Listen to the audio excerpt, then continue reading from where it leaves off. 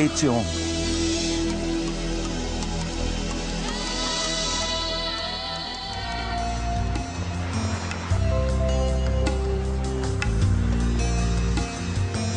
A lei é onipresente no mundo moderno.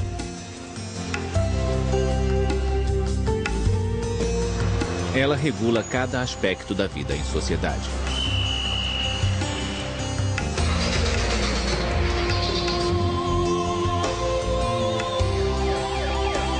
A lei. Distribuição sinapse.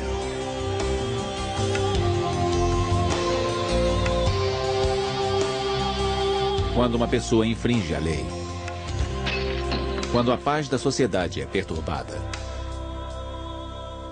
cabe ao tribunal julgar.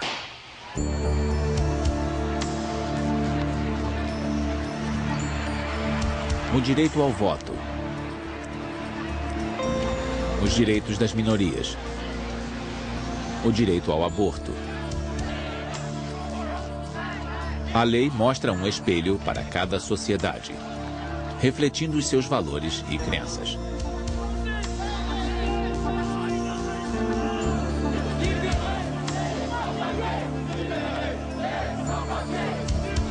Por toda a história, as leis foram adaptadas para transformar a moral e novas práticas sociais.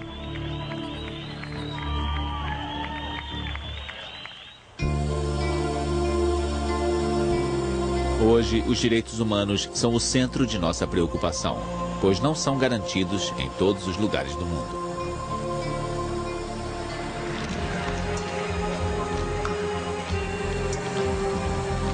Fazer leis justas e imparciais sempre foi um difícil desafio para as sociedades humanas. Como conciliar os interesses dos mais fortes e os dos mais fracos? Os direitos da comunidade e os dos indivíduos.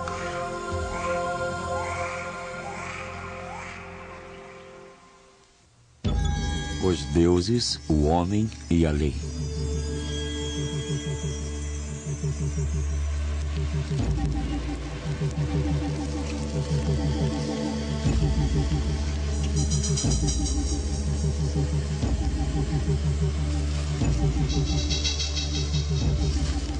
Assim que surgiu a vida comunal, os seres humanos sentiram a necessidade de criar leis para resolver disputas.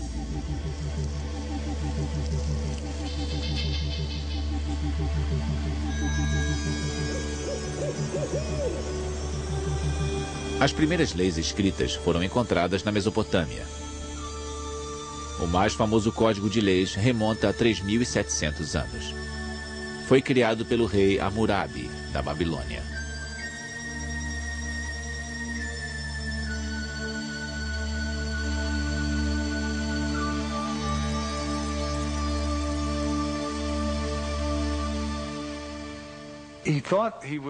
Ele achava que estava promulgando leis apoiadas por Deus. E diz isso no código. Mas as leis que ele promulgou eram provavelmente os costumes habituais do povo. Ele usa a autoridade real e a autoridade divina para escrever as leis comuns não escritas do povo.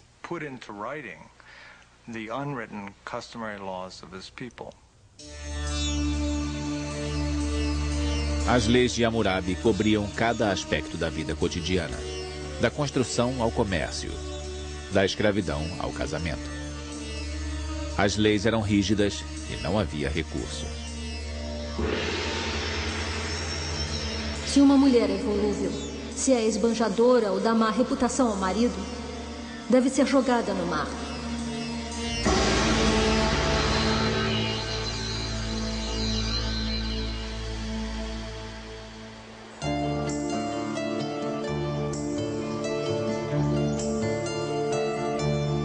Os gregos foram os primeiros a permitir que os acusados se defendessem perante seus iguais. Em Atenas, podia haver até 2.000 membros de júri em um julgamento. O tempo destinado às considerações dos advogados era determinado por uma clepsidra, um relógio de água que funcionava pelo mesmo princípio da ampulheta. Os melhores oradores desenvolveram a arte de terminar seu discurso junto com as últimas gotas de água do recipiente.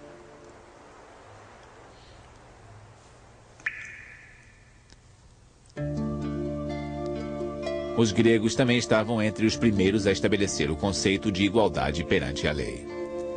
Para eles, as leis feitas pelo homem deveriam refletir a ordem natural das coisas.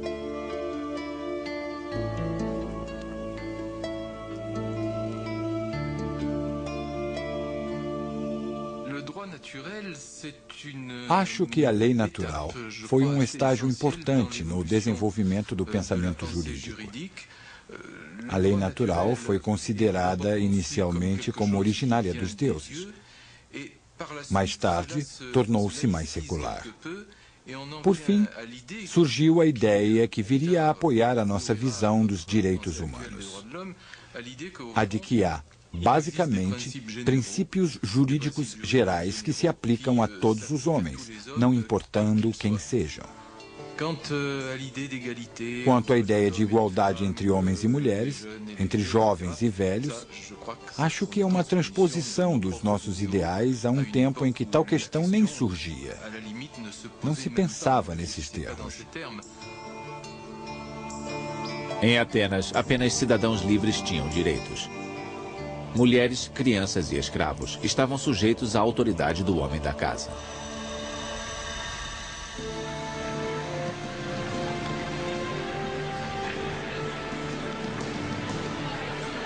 A sociedade romana também era patriarcal e utilizava escravos. A igualdade perante a lei permanecia um princípio subserviente aos hábitos da época. Os romanos eram um povo muito prático. O sistema de justiça deles era baseado em uma grande missa de jurisprudência e ainda serve como modelo.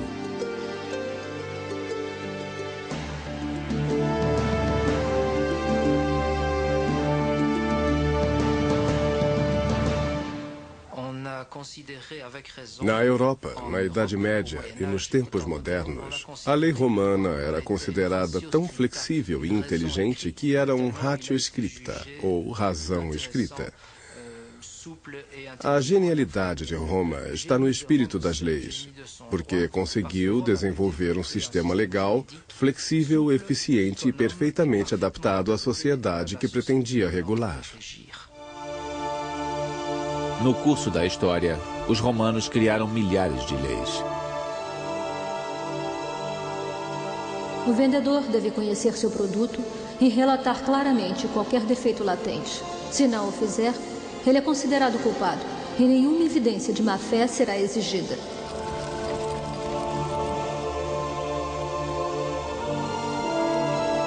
As leis eram tão complexas que os romanos contratavam peritos para opinar em questões legais.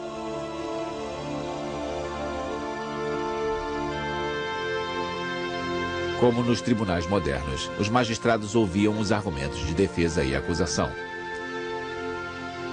Os advogados contavam anedotas para entreter os espectadores.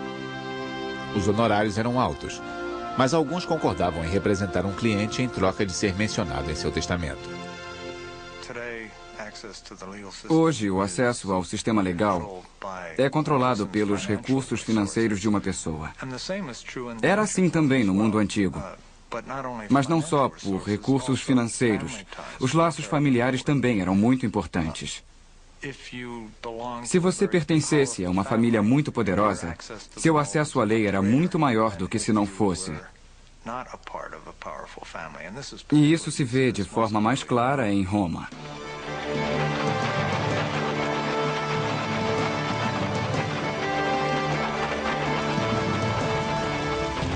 No século V, o Império Romano caiu sob ataque dos bárbaros que pilharam, demoliram e queimaram tudo em seu caminho. Para todos os propósitos práticos, a lei romana desapareceu.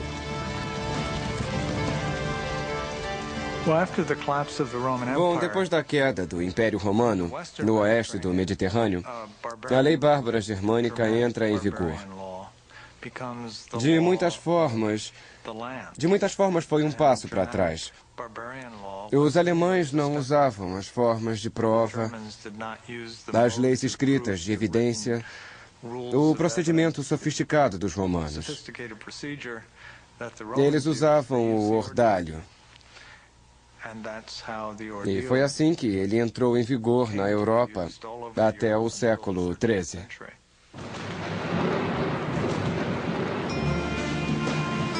O ordalho era o julgamento de Deus através do teste da água ou do fogo.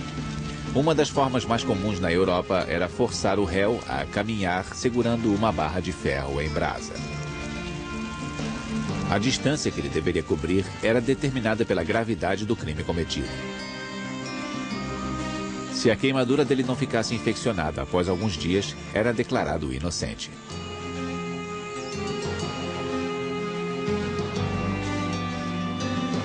Na Idade Média, a lei do senhorio, baseada nos costumes germânicos, existia paralelamente à lei cânone administrada pela Igreja.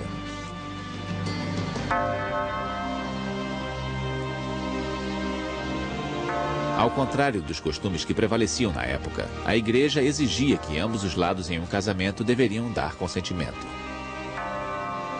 O consentimento matrimonial é um ato de vontade própria, pelo qual um homem e uma mulher se aceitam mutuamente na aliança irrevogável que constitui o casamento.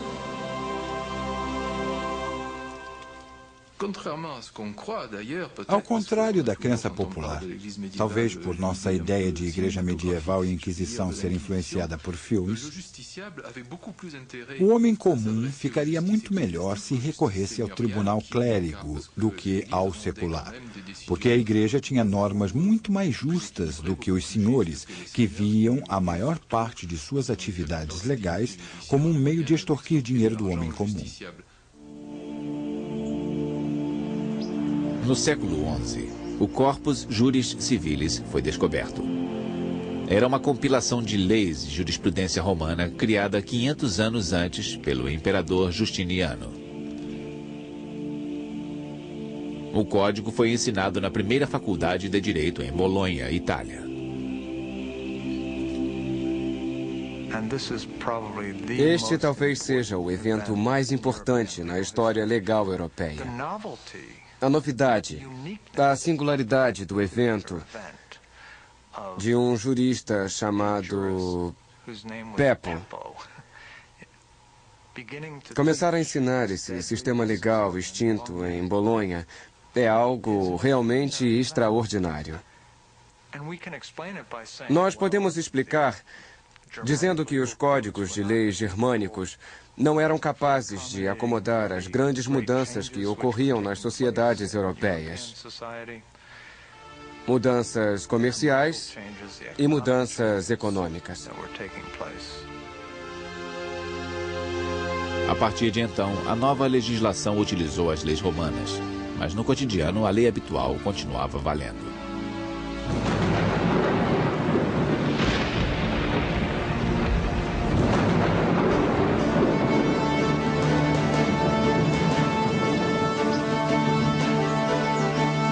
Segundo o costume, o rei deveria fornecer terras para seus vassalos ou barões e protegê-los em troca de seu serviço militar.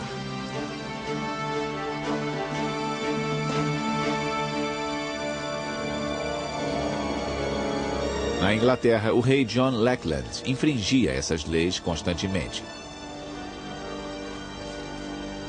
Ele cobrava impostos excessivos dos barões e confiscava suas terras para encher seus cofres e financiar suas campanhas militares.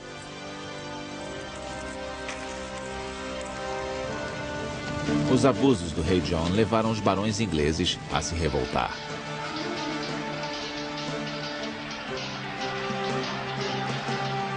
Em 1215, eles convenceram o rei a assinar a Magna Carta, a Grande Carta. Devemos pensar na Magna Carta como uma carta de direitos para os barões ingleses.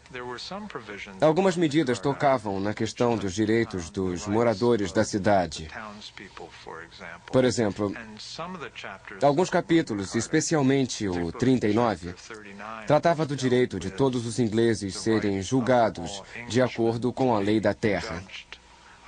E esses direitos foram generalizados a todos os ingleses, mas não em 1215.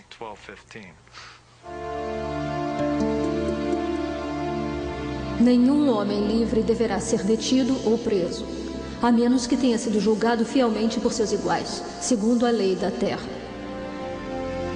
Apesar de sua aplicação limitada, o acordo entre o rei John e seus barões é geralmente citado como a primeira carta de direitos humanos.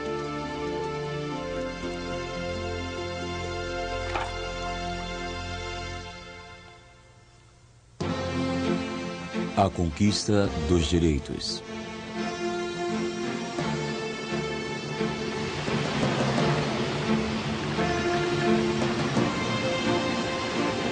A lei sempre foi uma ferramenta poderosa para as classes dominantes. Ao descobrir a América, os conquistadores impuseram suas leis aos povos nativos. A primeira pergunta feita sobre os selvagens, como eram chamados, foi: eles são mesmo humanos? Se você pensar como uma pessoa daquela época, é uma pergunta legítima. Os primeiros nativos com quem Colombo teve contato não usavam roupas, eram canibais e faziam sacrifícios humanos. Isso deu muito o que falar. De fato, a Igreja respondeu rapidamente. Pouco tempo depois, em 1530, o Papa declarou: Sunt vero hominis, ou são seres humanos de verdade.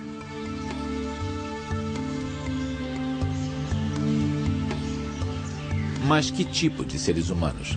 Em que categoria se encaixavam?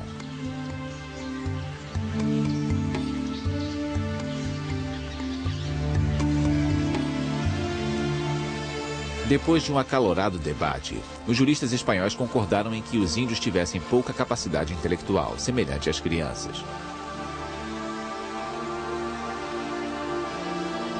Logo, era justificável guiá-los e dominá-los. Populações inteiras foram obrigadas a trabalhar nas minas de ouro e prata da América. Com a colonização do Novo Mundo em andamento, a escravidão se alastrou.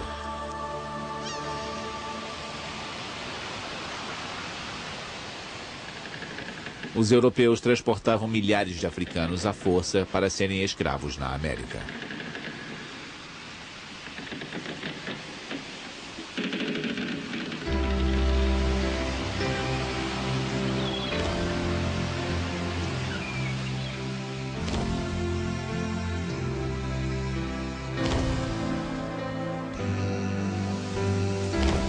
No final do século XVIII, os colonizadores britânicos da América do Norte eram os maiores importadores de escravos.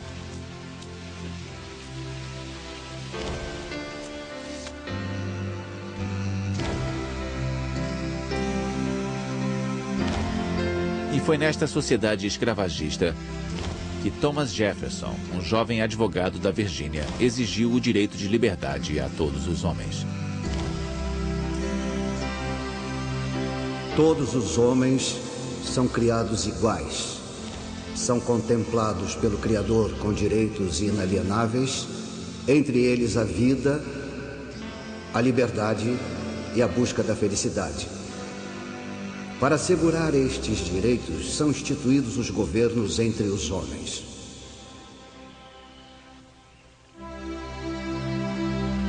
Estes direitos inalienáveis foram estabelecidos na Declaração de Independência dos Estados Unidos da América em 1776. Mas em face de feroz oposição dos Estados do Sul, a escravidão foi mantida.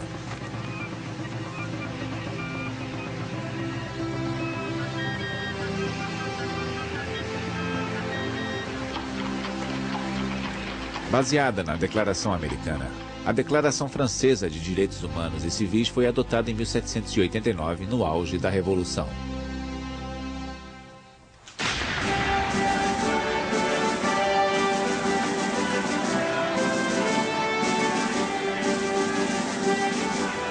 Com seus princípios de igualdade, fraternidade e liberdade, a Declaração varreu por completo os privilégios feudais.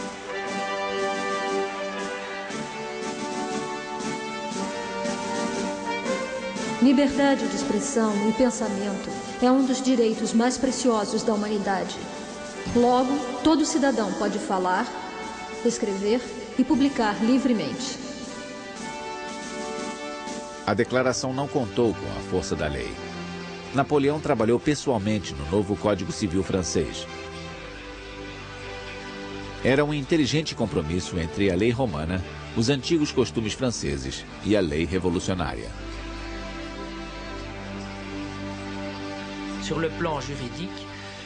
Quanto às leis, Napoleão interveio para garantir uma certa segurança que não existia antes. A Revolução Francesa deu fim à velha ordem sem instituir um sistema legal completo e claro. Isso criou um certo vácuo, um tipo de inseguridade legal que Napoleão tentou remediar com maiores codificações, em especial o Código Civil de 1804.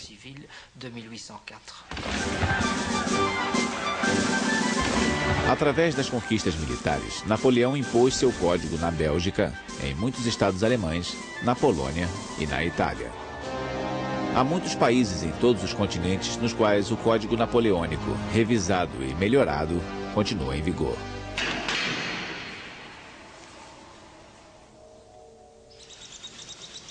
Exilado em Santa Helena, o arruinado imperador escreveu em suas memórias: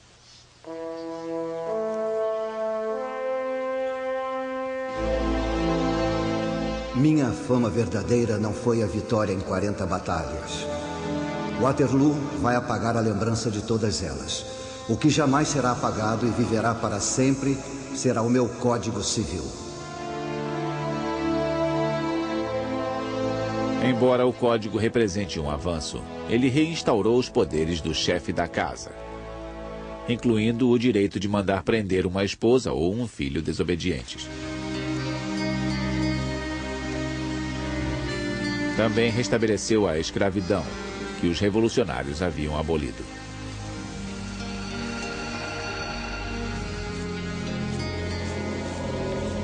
Mas logo os escravos de várias colônias europeias se rebelaram.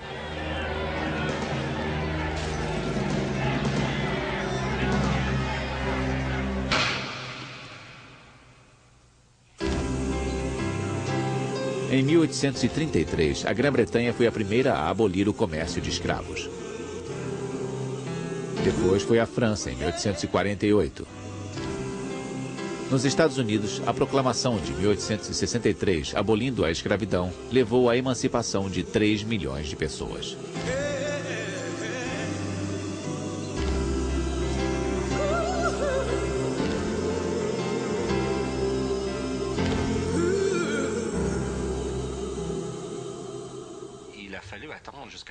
Só na Guerra de Secessão dos Estados Unidos, a Constituição americana recebeu emenda para dar fim à escravidão. E, como se sabe, isso não pôs fim ao racismo e à discriminação. Levou mais um século para que os grandes empecilhos à igualdade entre negros e brancos fossem eliminados, pelo menos formalmente, nas leis americanas.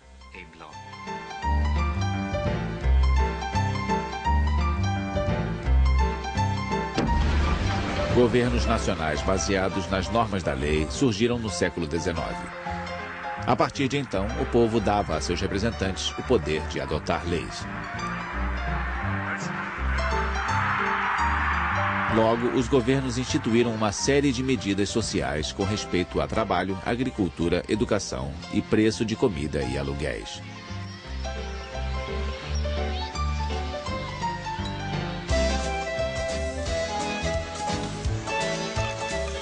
Em 1919, para combater o vício, uma emenda é acrescentada à Constituição americana.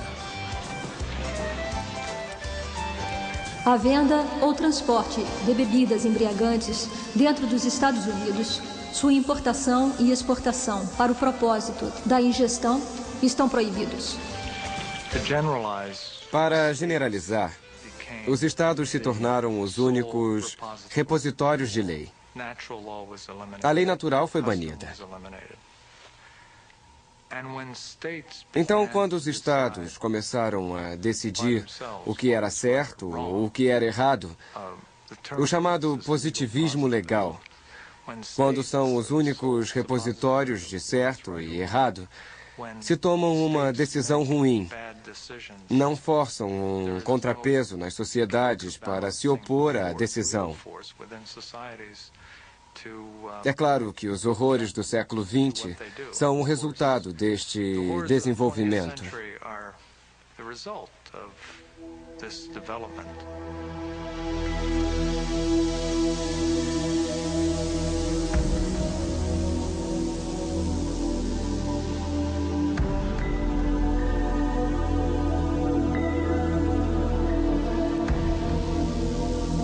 No final da Segunda Guerra Mundial, a descoberta dos crimes cometidos pelos nazistas lançou uma luz na importância dos direitos humanos.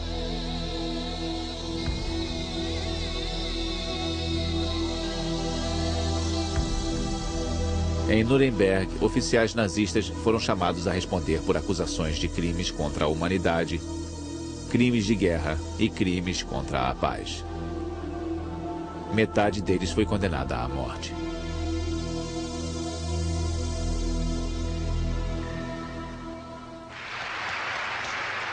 A Organização das Nações Unidas quis evitar que tais horrores se repetissem. Esta Declaração Universal dos Direitos Humanos pode se tornar a Magna Carta de qualquer lugar. Contra les atrocités et les oppressions dont tant de millions d'êtres humains ont été victimes à travers les siècles. Em 1948, a primeira Declaração Internacional dos Direitos Humanos foi adotada. A favor da adoção da Carta, 48. Contra a sua adoção, 0. Abstenção, 8.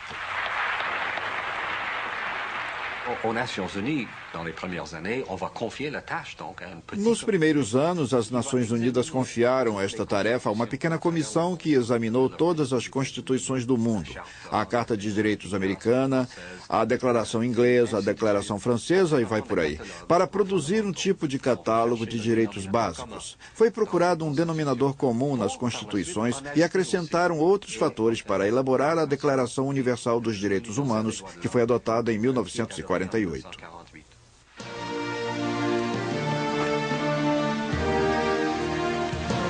Na época, o mundo estava lutando com o sofrimento da Guerra Fria. A União Soviética se recusava a reconhecer um pacto que ressaltasse a liberdade de expressão ou o direito ao voto e ignorava as desigualdades sociais e econômicas.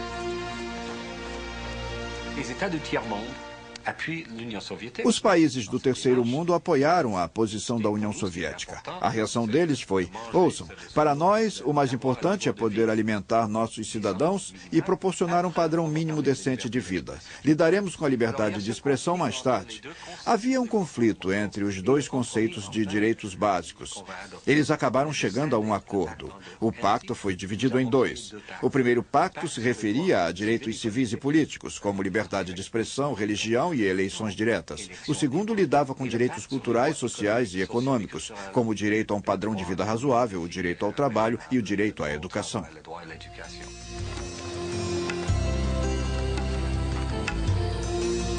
A declaração foi adotada por 48 países e permanece uma resolução sem força legal. Todo país tem a liberdade de aplicar ou ignorar seus princípios.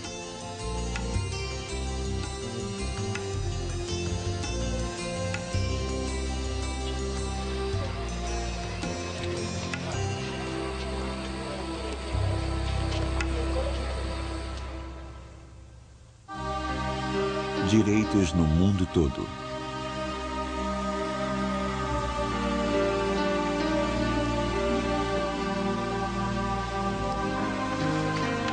Em muitas partes do mundo, os direitos mais básicos continuam a ser ignorados.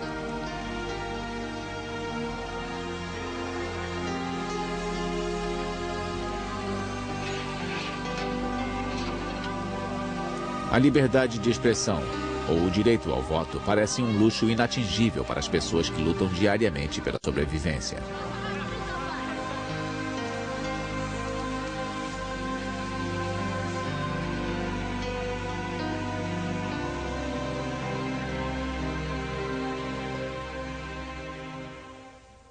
A grande maioria das pessoas do Sul não tem acesso à água potável.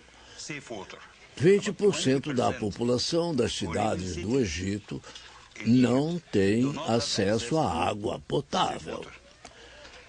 Em alguns países africanos, somente 10% dos habitantes têm acesso à água potável, água para beber, para se lavar, para cozinhar e coisas do tipo. Você deve saber o que significa. É uma catástrofe, pois a falta de água potável significa imediatamente contaminação e doenças. Muitos seres humanos não têm a certeza de que terão um teto sobre a cabeça, alimento suficiente e acesso à educação.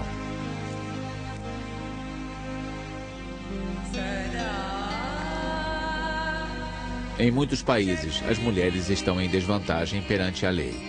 Ficam sob a guarda do pai, do marido ou dos irmãos e não podem tomar decisões sem o consentimento deles. Esta é minha filha.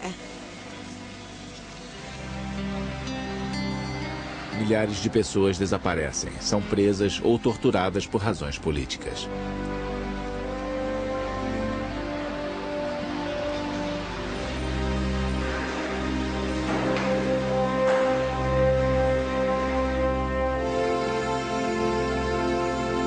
Para dar mais força a convenções internacionais, a ONU criou um tribunal internacional em Haia, nos Países Baixos.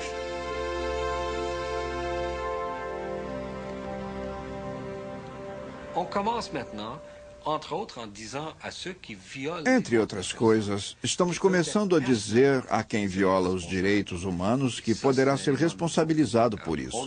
É uma novidade. Não dizemos mais a um Estado que deve mudar sua forma de agir só para que ele responda que discorda. Agora dizemos que se o Estado tolera a violação dos direitos humanos, não só o Estado será responsabilizado, como também o indivíduo criminoso.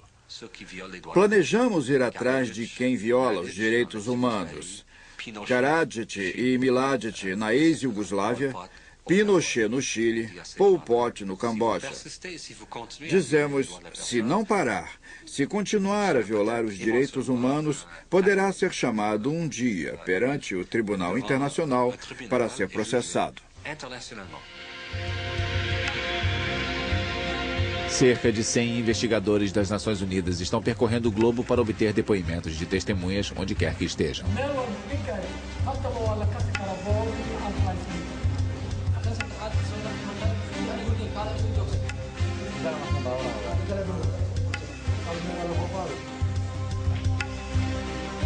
Em Ruanda, muitos dos responsáveis pelo genocídio que fez 500 mil de vítimas foram julgados pelo Tribunal Internacional. Em 1998, o ex-primeiro-ministro Jean Kambanda foi condenado à prisão perpétua.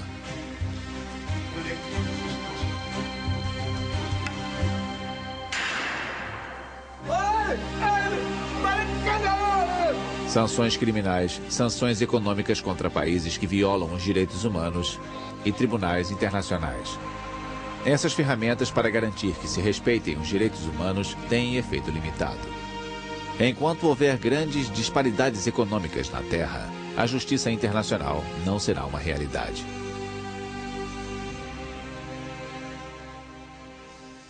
É preciso aumentar o padrão de vida ou as condições de vida no resto do mundo.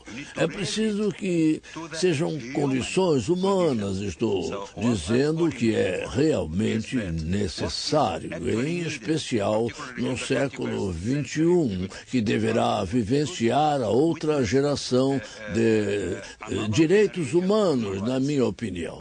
Esta nova geração de direitos humanos será o direito de ser um ser humano. Só o que se precisa para rebaixar um povo à escravidão é privá-lo de seus direitos básicos. Agora, no século XXI, espera-se que o mundo reconheça o direito de todas as pessoas terem condições de vida decentes e serem tratadas como seres humanos.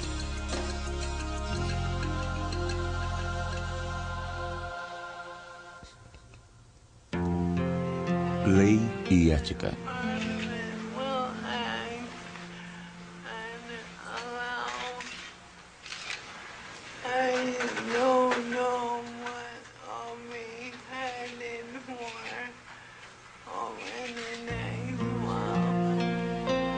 A canadense Sue Rodrigues sofria do mal de Lou Gehrig.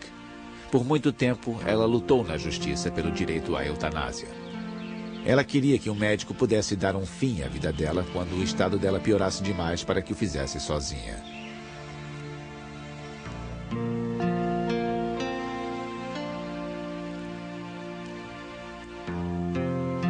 Até que, em fevereiro de 1994, Sue Rodrigues não precisou mais da autorização legal.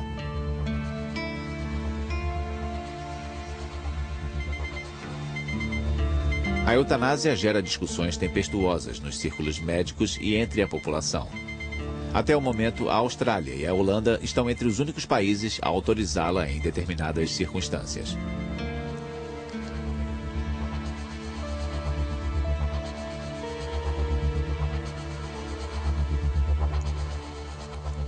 Por que não é aceita?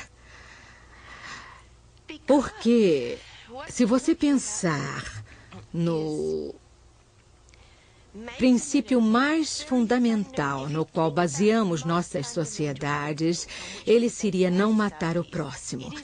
Se matarmos, seremos severamente punidos caso tenha sido deliberadamente. Aqui tratamos de modificar esta regra fundamental.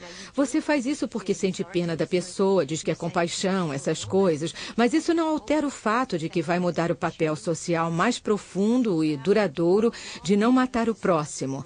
E muita gente não acha que deva ser mudado. Embora a eutanásia continue sendo controversa, o suicídio não é mais considerado crime. Os pacientes podem recusar tratamento médico mesmo que isso cause a morte, porque sua decisão não envolve a assistência de outra pessoa.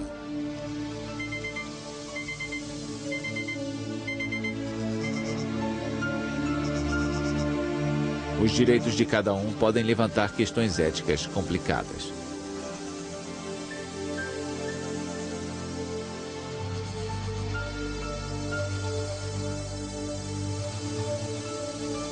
Quando uma mulher está gerando um filho, tem o direito de usar o corpo como quiser?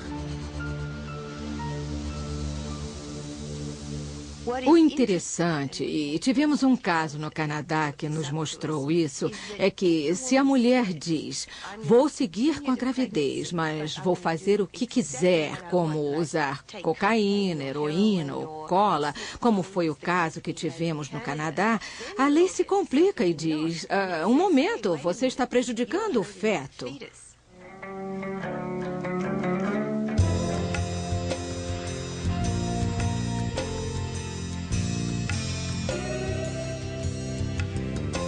Em um mundo de valores, práticas e condições sociais que mudam rapidamente, a lei não pode mais definir sozinha o que é aceitável ou não.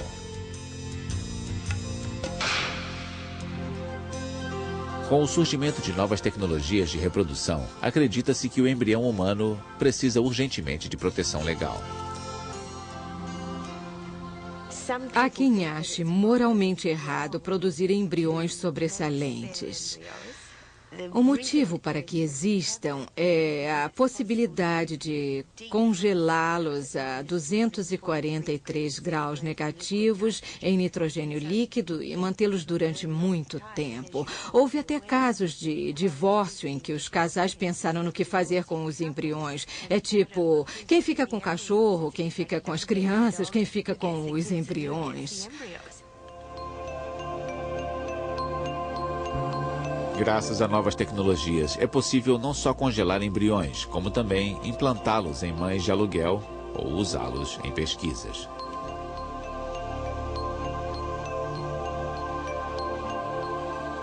Algumas tecnologias novas também levantam questões assustadoras. Por exemplo, as pessoas já falam em desativar certas células do embrião. Houve um debate na televisão que perguntou, e se pudéssemos desativar as células que fazem a cabeça do embrião? Ficaríamos só com o corpo, teríamos todos os órgãos e poderíamos usá-los para transplantes.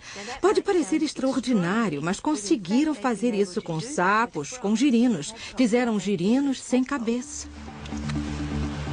Ainda não acabaram os desafios enfrentados por legisladores como resultado de avanços científicos. Hoje, a clonagem de animais é uma realidade. Em 1997, o nascimento da ovelha Dolly mexeu com a comunidade científica. Desde então, o fato foi repetido várias vezes. Parece não haver problema técnico sério que nos impeça de clonar um ser humano. Porque acho que não devemos fazer clonagem. Acho que nós devemos ter o mais profundo respeito pela vida humana e sua singularidade inerente, dentro da qual eu incluo gêmeos idênticos, trigêmeos idênticos. E também devemos ter um profundo respeito pelo que chamo de espírito humano, que nada tem a ver necessariamente com a religião. Para algumas pessoas tem relação, mas você pode ser totalmente secular e acreditar no espírito humano. Nas nossas sociedades, fica a critério dos tribunais julgar. Mas os juízes confrontam fatores sociais e políticos complicados.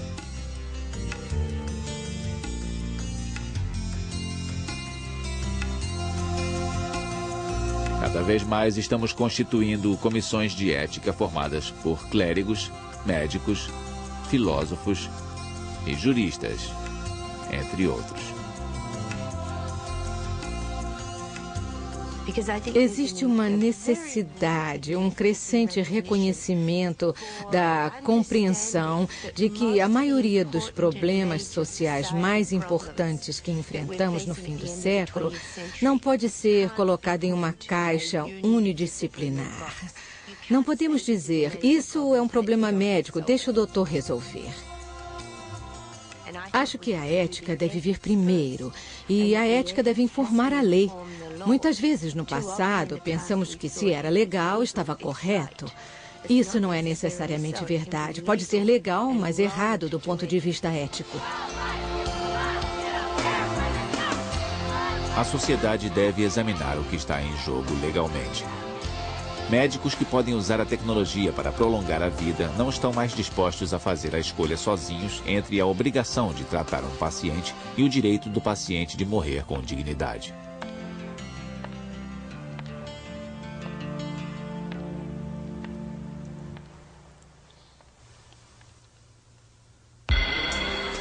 A lei dos direitos.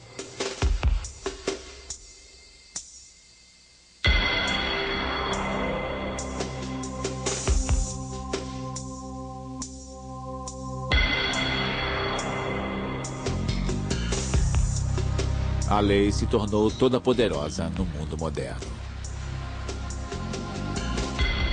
Só nos Estados Unidos, 90 milhões de casos são levados à corte anualmente.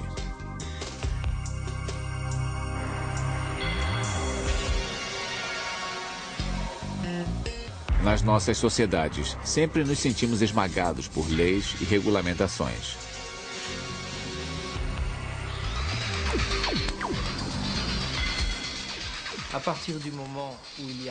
Sempre que há muitas leis e regulamentações, torna-se difícil controlar a ordem judicial.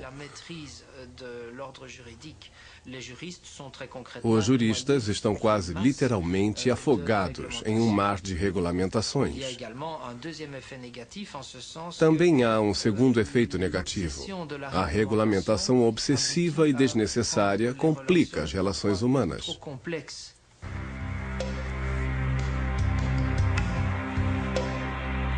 Particularmente na América do Norte, os cidadãos se condicionaram a recorrer aos tribunais para resolver todo tipo de disputas.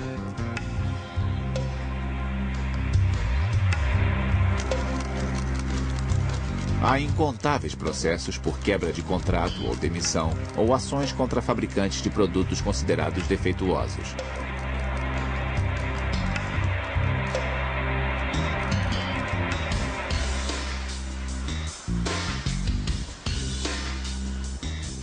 Nas escolas, cada vez mais alunos usam seus direitos para desafiar a autoridade dos professores.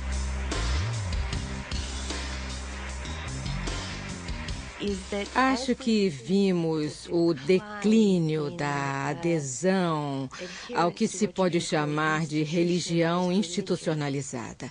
Acho que vimos um aumento no uso da lei. Isso provavelmente porque passamos de um controle moral de nossas relações como forma principal de governo para governá-las em uma sociedade secular através da lei. Se observarmos o que aconteceu nas sociedades norte-americanas, houve um declínio na noção de comunidade e um aumento do chamado individualismo. As nossas sociedades são descritas como baseadas em um intenso individualismo.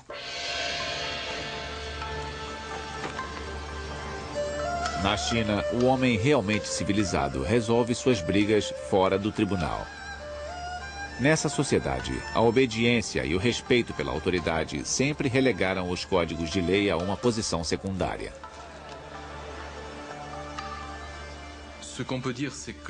Certamente a lei não tem o mesmo prestígio e respeito em todos os lugares.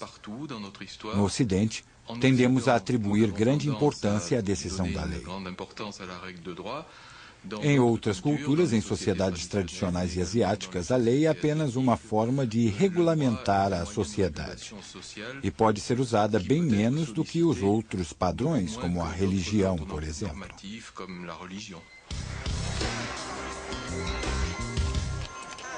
No entanto, a falta das leis escritas pode ser perigosa. Pode levar a abusos de poder.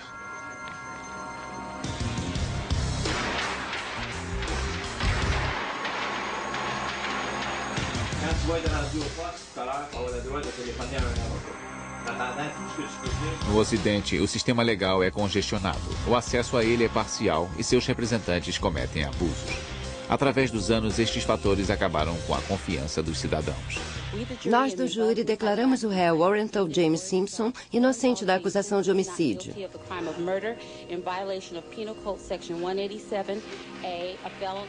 Nos Estados Unidos, a absolvição do astro do futebol americano O.J. Simpson, acusado de assassinar a esposa, deixou muitos cidadãos com raiva. Alguns atribuíram o resultado do julgamento à riqueza do Sr. Simpson. A meu ver, não se deve atribuir qualquer credibilidade à versão do réu. Sendo assim, peço que o culpem das acusações de homicídio qualificado. Assim como a sociedade que a criou, a lei não é perfeita. Mas apesar de suas fraquezas, a justiça continua tendo papel importante em nossa sociedade.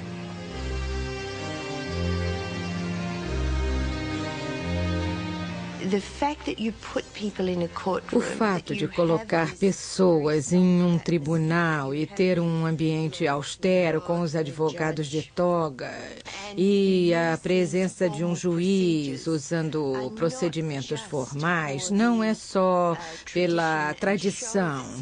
Eu penso nisso como se criassem um ambiente especial que faça as pessoas reagirem e interagirem de forma diferente. Isso foi experimentado e testado por um longo período da história e devemos ser muito cautelosos ao dizer que não tem mais serventia.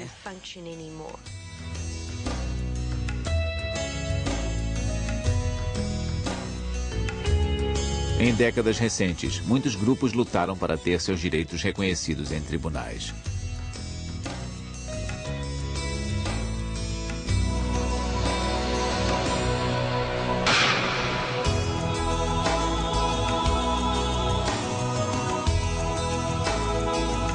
O sonho de um sistema legal justo e imparcial, sem dúvida, permanecerá por muito tempo. Só podemos torcer para que o equilíbrio da justiça continue sendo um ideal nas sociedades futuras.